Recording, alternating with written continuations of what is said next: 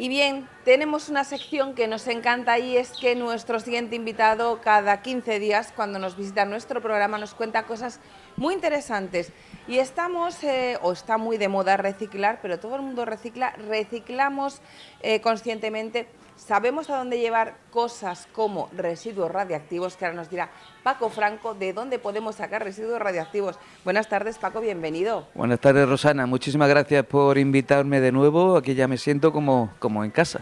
Ya saben todos ustedes que él es el director de la Cátedra de Ciencias del Litoral de la UMA de Málaga, Ciencias del Litoral Costa del Sol, y aquí lo tenemos gracias a uno de sus mecenas, como es Aguas de Torremolinos. Agua de Torremolinos, que es el que permite que la cátedra tenga sentido, porque bueno, es nuestro principal mecenas y permite que hagamos ciencia centrada en el ciudadano, ciencia para el ciudadano. La Universidad de Málaga, los profesores de universidad tienen la obligación de investigar, pero investigamos de cara a publicar en revistas internacionales, y la Cátedra de Ciencia del Litoral tiene un objeto: hacer ciencia para alcanzar la excelencia en el entorno litoral de aquí de la Costa del Sol, en Torremolinos, y podemos disfrutar de unas playas maravillosas ya a partir del 15 de junio que está llegando.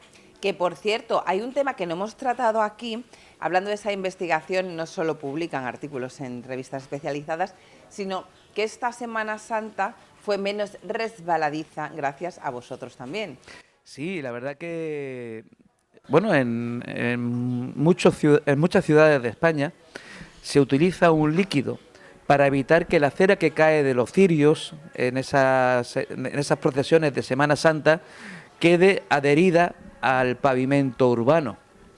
En Málaga tenemos el problema que en el centro, pues el pavimento es una caliza muy pulimentada, que en condiciones de lluvia, cuando se humedece, ya resbala por sí sola. También se genera un pavimento resbaladizo cuando se añade ese líquido que deja que evita que se pegue la cera. Nosotros lo que hicimos es diseñar una capa protectora sobre la roca, que además de proteger la roca de esa cera que caía y que puede dañarla, generaba un fuerte efecto antideslizante y permitía que ni los componentes de las diferentes procesiones, ni las personas que iban a ver al Cristo o a la Virgen, pues se resbalaran porque hubiera una humedad en el suelo debido a la utilización del líquido anticeras. Y ha sido todo un éxito. Sí, la verdad que hemos tenido un éxito notable, porque hemos descubierto, bueno, a través de la investigación hemos podido crear ese producto protector de la roca, que en el futuro pues seguramente no solo se aplique en Málaga, sino en muchas ciudades de España. De hecho, yo vi a los chicos de aquí también de la empresa de Litosa, creo que eran, echando algo en el suelo, que entiendo que era ese producto también, ¿no? Bueno, la verdad que no me he puesto en contacto con ellos, puede ser que sí, pero no lo sé, no lo sé. Bueno, ese no es el tema que nos ocupa hoy, pero gracias por ese descubrimiento, porque la verdad es que no solo va a valer para la Semana Santa, sino aquí en Torremolinos también hay calles muy resbaladizas. A ver si se le echa ese producto, que ¿cuánta duración tiene en el suelo de adherencia? Cuando se genera esa capa protectora, es una capa que se va desgastando con la pisada y tiene una duración de una semana. Es decir, es una capa que se añade, protege y se va eliminando ella sola con el paso del tiempo y con las pisadas. No hay que generar un proceso de limpieza adicional, y cuando se añade, como es absolutamente transparente, deja el pavimento con el aspecto original que tiene inicialmente. Así que, bueno, pues todos son ventajas. ¿Es caro para los No. ayuntamientos? No es nada caro, no son productos químicos agresivos ni tóxicos, son compuestos que adecuadamente utilizados pues pueden generar un efecto beneficioso a la roca. Paco, el tema que nos trae hoy es el tema de los residuos radiactivos y las baterías de los coches, o vamos a hablar de todas las baterías en general, de los móviles, Por cierto, que es que no paro de verlas, las baterías de los vapers tiradas por los suelos, vamos a ver, esto ya es como las colillas, ¿no? Antes se veían colillas por el suelo mucho y ahora se ven baterías de los vapers.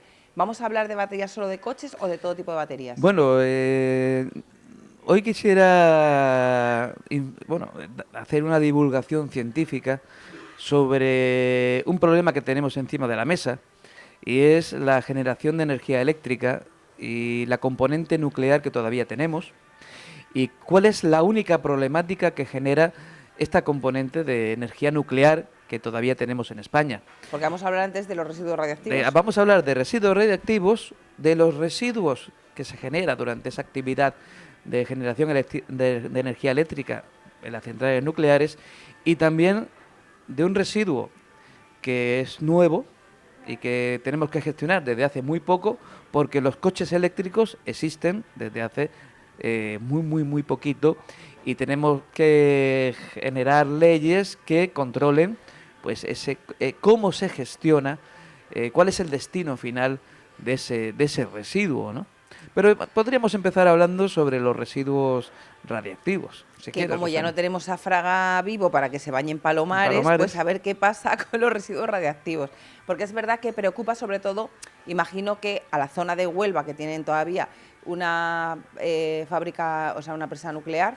No, mira, ahí en España actualmente quedan cinco centrales nucleares, y 2 de ellas tienen 2 reactores, es decir, que hay 7 reactores todavía en funcionamiento y que suministran, se calcula que el 30% de la energía eléctrica que consumimos en España. Todavía tenemos una cierta dependencia de esa energía nuclear, aunque poco a poco, progresivamente, se va tratando de que sea sustituida progresivamente por una energía más renovable, que, como hemos visto recientemente, pues tiene sus problemas de gestión.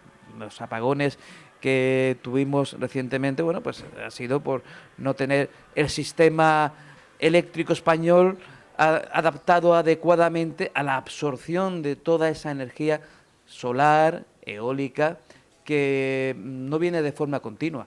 La energía nuclear sí se genera de forma continua. De hecho, solo se para cada año y medio. Las centrales nucleares tienen un periodo de parada cada 18 meses, y se para sobre todo para cambiar el elemento combustible. El elemento combustible son una serie de varillas que tienen en el interior una pequeña pastilla de óxido de uranio, óxido de uranio que puede ser 238, pero lo importante es el uranio 235, que es el que genera una fisión. El núcleo de uranio 235 se rompe emitiendo neutrones, y el uranio 238 absorbe esos neutrones y también sufren esa fisión cuando absorben esos neutrones. O sea que se obtiene energía inicialmente del uranio 235 y posteriormente del uranio 238, que se transforma en plutonio 239. Has dicho que una pastilla pequeñita y da para abastecer al 30% de la población española.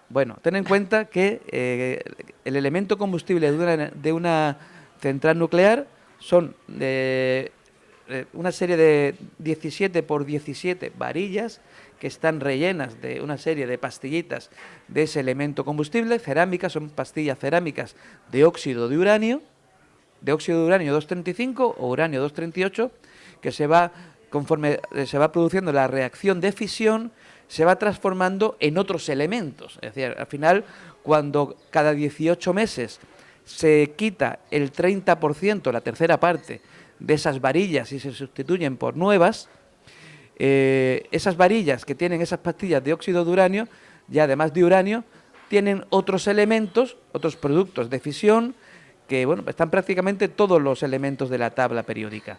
¿Qué se hace con ese esas residuo? Varillas que se han cambiado. Con esa varilla que tiene en su interior uranio. Ese óxido de uranio. Esa varilla tiene una potencia térmica elevadísima. Lo primero que hay que hacer con ellas es enfriarlas, y lo que se hace es sumergirlas en piscinas con agua, con ácido bórico. ¿Y qué hace el agua? Cumple una doble función. Enfría el combustible nuclear, que tiene una potencia térmica muy elevada, y además evita que la radiación salga hacia el exterior. El agua, cada 7 centímetros de agua, hace disminuir la mitad de la radiación. Generalmente se sumergen hasta 7 metros, son piscinas de 7 metros de profundidad, los niveles de radiación que salen de las piscinas son realmente pequeños. Pero no solo tenemos residuos radiactivos. Pero ¿y ese agua de esas piscinas a dónde va con ese residuo radiactivo?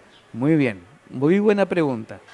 El óxido de uranio está en una pastilla cerámica y no es soluble, pero además está en el interior de una varilla metálica. Es muy difícil que parte de ese uranio salga y se disuelva en el agua, sobre todo porque está en un estado no soluble. Sin embargo, bueno, ese agua está convenientemente tratada por si acaso hubiera una pequeña contaminación. Los buzos que trabajan en el interior de esas piscinas donde se enfría el combustible... Yo no trabajaría ahí. Van convenientemente protegidos para evitar contaminación y para que la radiación no les afecte. Fijaros que llevamos... A eso los jubilarán pronto, ¿no? Sí, seguramente. Llevamos utilizando la energía nuclear en España durante los 40 últimos años. Todos los residuos nucleares que provienen del combustible nuclear todavía no se han almacenado definitivamente. Están todos los residuos que se han generado en los últimos 40 años, están en piscinas siendo enfriados. Después habrá que... ¿Pero cuánto tiempo necesitan para enfriarse? Bueno, es que el problema es que hay que trasladarlos al centro definitivo, que es un almacenamiento geológico profundo. Hay un consenso mundial, que se ha llegado a un acuerdo que es la mejor forma de almacenar residuos radiactivos es mediante la excavación de galerías a una profundidad de 500, de 1000 metros, y se generan una serie de barreras. En primer lugar, la primera barrera, la propia forma físico-química del residuo, que está en una pastilla cerámica que no va a trasladarse por sí sola. Después está ese contenedor metálico. Alrededor del contenedor metálico vamos a colocar una serie de lo que se denomina una barrera de ingeniería, que es una roca de bentonita que evita que el agua de la geología, el agua subterránea, llegue a oxidar el contenedor metálico, o incluso si oxidara el contenedor metálico y disuelve el uranio, no salga hacia el exterior. Esa barrera de bentonita es una barrera de ingeniería inteligente que va a impedir que salga ese residuo al exterior.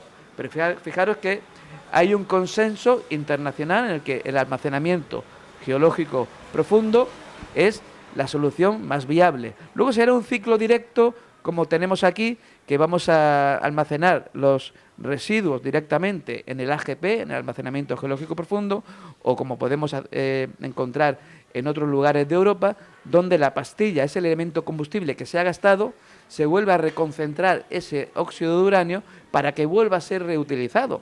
Claro, ¿no sería eso más fácil? Porque estoy ya imaginándome lechugas súper raras, eso tomates ya se está haciendo de maneras extrañas. Eso ya se está haciendo en Rusia, eso ya se está haciendo en China, en Japón, pues que hay centrales nucleares que reconcentran esa pastilla, ese elemento combustible gastado, y se reconcentra y se vuelve a utilizar. Pero no todo residuo radiactivo tiene esa actividad tan alta como la pastilla de elemento combustible. Hay un residuo radiactivo de baja actividad que se obtiene a lo mejor en las instalaciones médicas que utilizan marcadores radiactivos para a lo mejor matar un cáncer o detectar algún determinado tumor. Luego también las operaciones o los rayos X también es material radiactivo. Claro, ¿no? los rayos X es un tipo de radiactividad que es mutagénica y que es muy peligrosa para la salud. Por eso debemos estar muy poco expuestos a estos rayos X. Cada vez que voy al dentista y me hace una radiografía de esas, digo, ¿cuánto tiempo me están robando de vida? Bueno, no te preocupes, porque nosotros estamos acostumbrados a recibir esa radiación. Nosotros convivimos con la radiactividad. El sol con las tormentas solares vienen muchos rayos gamma. La atmósfera frena una mayor cantidad de esos rayos gamma, pero el fondo radiactivo geológico también nos emite radiactividad. En Málaga, afortunadamente, los niveles de radiactividad por el fondo natural son mínimos, pero en otras zonas, como Córdoba, Madrid, Galicia, donde la geología es más granítica, la mica que tiene el granito tiene pequeñas cantidades de uranio que hacen que los niveles de radiactividad natural en estas zonas pues sean más altos que, por ejemplo, en la Costa del Sol. Hay garajes subterráneos en donde se mide la radiactividad natural y no es aconsejable que las personas pasen mucho tiempo en el interior de esos garajes. O sea que nosotros convivimos con esa radiactividad. Es que, perdona que te cortes, que me parece interesante. Vale, tú vas y dejas el coche en el garaje con radioactividad y tú vas, entras y sales, ya está. Pero ¿y el coche no absorbe esa radioactividad? Bueno, el ¿Y coche, luego tú utilizas el coche durante horas? Como el coche, que fundamentalmente está construido por elementos metálicos, los elementos metálicos impiden que la radioactividad entre en el habitáculo. Quizás el vidrio de la ventana, como no está dopado con plomo, sí permita que entre esa radiactividad. El problema es que hay casas construidas con roca granítica, sobre todo en Galicia, que en el interior, bueno, pues hay ciertos niveles de radiactividad y pueden resultar peligrosos para la salud. La cuestión es que hay dos tipos de residuos radiactivos, uno de baja y media actividad, que ya tenemos dos centros en España funcionando. Uno lo tenemos muy cerquita, en Córdoba, que se llama El Cabril, es un almacenamiento superficial con barrera de ingeniería, y ahí lo que vamos es almacenando aquellos materiales que se han contaminado de elementos radiactivos con las operaciones de una central nuclear, o aquellos residuos que se han generado en instalaciones médicas que utilizan esos elementos radiactivos. Luego tenemos el combustible nuclear, que todavía no se ha podido almacenar, sobre todo porque se tiene mucho miedo para el momento en el que se extraiga ese residuo nuclear de la central nuclear, que está muy vigilada. Después del atentado que ocurrió un 11 de septiembre en las Torres Gemelas, se generó un estado de alarma que frenó cualquier proceso de extracción de las centrales nucleares de ese residuo que podría ser utilizado por cualquier agente terrorista para atentar contra nuestra salud. Eso paralizó en su momento la construcción del primer almacenamiento geológico profundo en España, y bueno, y ahora se está volviendo a reactivar todos esos procesos administrativos para construir ese primer AGP en España para poder almacenar definitivamente esos residuos. O sea, 24 años después, porque el 11M fue en el 2001. 11S, perdón. Me parece muy interesante porque como que la energía nuclear nos da mucho miedo, o las centrales nucleares nos dan mucho miedo, pero bueno, usándolo bien no nos va a pasar lo que pasó en Japón, ¿no? Por ejemplo. Bueno, el problema es que pueden ocurrir desastres nucleares. Catástrofes, claro.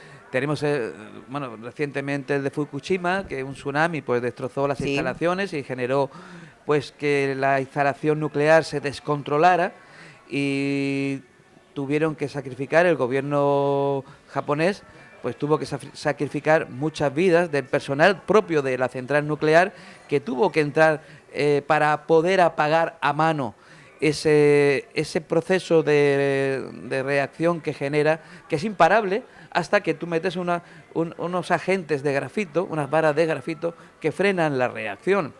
Entiendo que los tengan bien preparados y cerquita de donde los tengan que colocar, ¿no? Claro, sí, evidentemente. Y bueno, hace más tiempo tuvimos el accidente de Chernóbil, que provocó una nube radiactiva que cubrió toda Europa. Pero lejos de estos accidentes, el porcentaje de accidentes es extremadamente pequeño. El mayor problema que tiene la generación de electricidad a través de las nucleares es cómo gestionamos ese residuo, que es muy pequeño. En comparación con los millones de toneladas que se emiten de CO2 con todas las industrias, el nivel de la cantidad de residuos radiactivos que se generan es extremadamente pequeña, pero son extremadamente peligrosos. Y eso es lo que, bueno, pues hace dudar si seguir con las nucleares o no.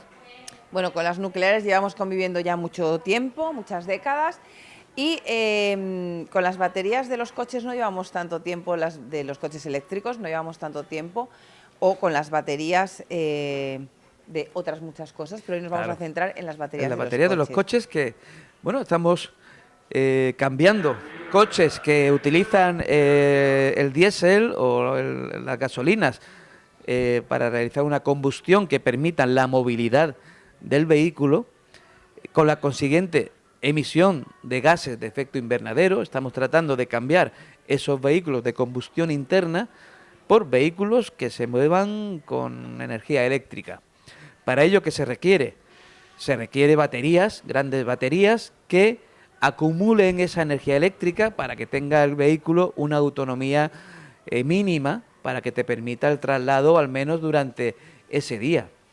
El problema es que, bueno, esto es una industria realmente novedosa y hay que gestionar adecuadamente para un futuro muy cercano, ¿qué vamos a hacer con esas baterías? Hay alternativas. Lo ideal es darle otro uso. Por ejemplo, una batería que haya perdido prácticamente el 40% de su capacidad para almacenar energía eléctrica, que solo puede almacenar el 60% de su capacidad inicial, todavía sirve para algo, aunque no sirva para mover un vehículo. La autonomía de un vehículo o una batería al 60% es extremadamente pequeña, hay que cambiarla. Pero esa batería, utilizado junto a otro conjunto de baterías ya prácticamente gastadas, pueden servir para acumular energía, para acumular excedentes de energía eléctrica obtenida mediante pues energía renovable, como la energía solar o la energía eólica. Convenientemente reutilizadas, esas baterías son acumuladores de energía que pueden utilizarse para acumular esos excedentes de energía y poder liberarlos cuando haya una necesidad. Pero obviamente de eso se encargarán los talleres de coches o los concesionarios, ¿no? Donde tú lleves el coche, porque tú no vas a quitar la batería y ¿qué hago con esta? Evidentemente habrá una empresa nacional que se dedique a la gestión, a la recogida de esas baterías y darle una reutilidad o fabricar otras baterías con los elementos. Ten en cuenta que ya una batería gastada pues tiene una serie de componentes químicos que son extremadamente tóxicos. No la podemos almacenar en un vertedero y dejarlas porque van a contaminar todo el ecosistema que está en su entorno. Hay un electrolito, hay un cátodo, un ánodo que es lo que permite que suministre esa energía eléctrica. Hay metales como el litio, el cobalto, el níquel, hay elementos plásticos y todos esos elementos no se pueden acumular en un vertedero sin un mínimo de seguridad. ¿Qué es lo que se va a hacer? Pues en primer lugar, se van a tratar de reutilizar aquellas que todavía tengan una cierta capacidad para almacenar energía, se van a utilizar como acumuladores para acumular la energía de los excedentes de esos procesos de obtención de energía a partir de renovables, de la energía eólica o la energía solar.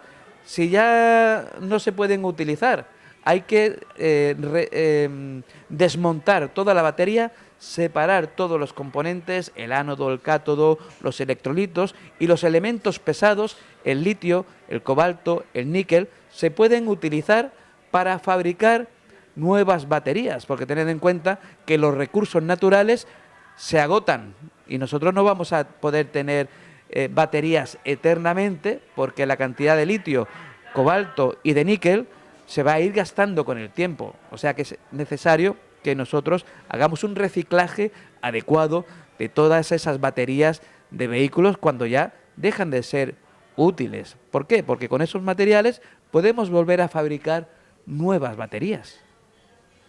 Fíjate si es tan interesante que hay esa reutilización, que incluso hay grupos de música como Coldplay, que están muy concienciados con el medio ambiente y que la gira que hicieron el año pasado, pues la iluminación, el sonido, toda esa energía fue obtenida gracias a una serie de baterías usadas de coche que recogieron para almacenar la energía eléctrica necesaria para la ejecución de sus conciertos. Que llevaban también, te estaba haciendo así porque la gente llevaba pulseras con luces, que mi amiga ha estado en conciertos de Coldplay y tiene varias de esas pulseras. No sé qué tipo de batería utilizaron para las pulseras, para que estuvieran todos así y se viera todo iluminado. Bueno, quizás serían a lo mejor pulseras que se son fluorescentes y que van con productos químicos que generan esa fluorescencia y no con y no con ningún tipo de batería. ¿Y eso cómo lo reciclamos? Porque yo me acuerdo de pequeña, que es verdad que me regalaban, de pequeña no de adolescente, que me regalaban muchas cintas de esas para ponerte en la cabeza, pulseritas que rompías así. Eso como... Eso hay que reciclarlo adecuadamente, porque son plásticos que no son biodegradables, y evidentemente si no gestionamos bien ese residuo, lo que estamos es vertiendo al ecosistema plásticos que se van degradando y vamos acumulando microplásticos en el entorno. Es un desastre, porque nuestros mares tienen una gran cantidad de microplásticos, sobre todo provenientes de países de Asia, que no tienen una legislación adecuada y que sus ríos van arrastrando una gran cantidad de plásticos que llegan a nuestro mar y que pueden llegar hasta el Polo Norte. Se ha dado la circunstancia de que alguno de los científicos de la Universidad de Málaga ha encontrado una botella de plástico de origen malagueño, de una marca malagueña, en una de sus expediciones al Polo Norte. ¿Cómo ha llegado? Bueno, pues a través O igual la llevó alguien en una mochila y la dejó allí. Al igual que muchas veces cuando estudiamos el tipo de basuras que llegan a las playas, muchas veces encontramos residuos procedentes del norte de África, esas botellas de plástico, de agua, que pueden verter los ríos al mar de Alborán desde la costa africana. Por los giros de corrientes pueden llegar a la costa malagueña. Estamos todos interconectados por los océanos, por las corrientes marinas. Fíjate cómo tenemos el problema del alga invasora, que ha llegado de Asia. Podemos hablar del COVID, cómo llegó, cómo se propagó. Estamos todos interconectados, así que debemos tener una conciencia global, debemos actuar a nivel global como planeta. Y cada uno de nosotros debe ser consciente de que haciendo un pequeño gesto, la suma de pequeños gestos hará que nuestro planeta cambie radicalmente. Es el esfuerzo de muchos. Pequeños granitos de arena van haciendo una montaña. De hecho, estoy totalmente de acuerdo contigo.